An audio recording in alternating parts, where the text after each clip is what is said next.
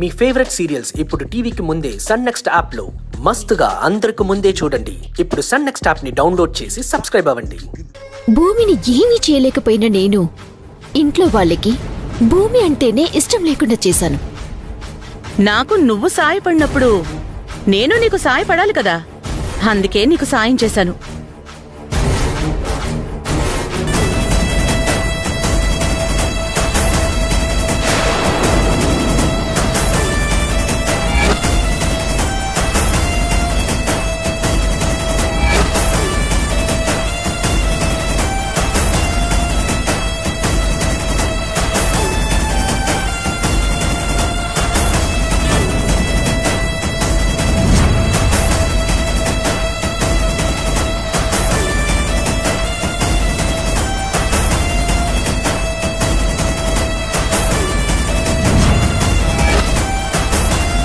ఇంట్లో ఏం జరుగుతుంది అనేది ఫోన్లో చెప్పడం కంటే నేరుగా చెప్తే బాగుంటుందని మీ దగ్గరికి వచ్చాను.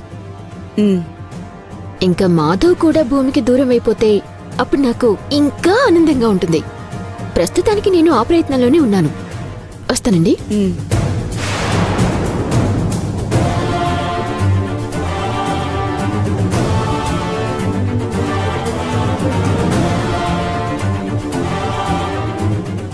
సిద్ధు,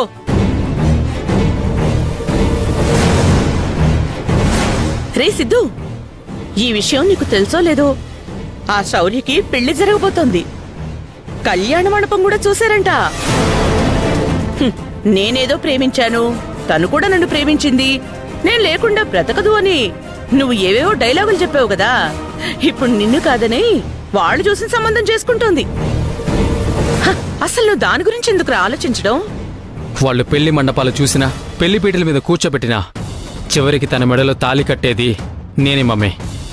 దాన్ని ఎవ్వరూ ఆపలేరు. ఏంట్రా నీ మొండి పట్టుదలా? ఎవరినో చేసుకోవడానికి ఆ అమ్మాయి ఒప్పుకుందని తెలిసిన తర్వాత కూడా ఇంకా ఆ అమ్మాయి గురించి ఆలోచిస్తావా? దాన్ని పెళ్లి చేసుకుంటానంటావేంటి?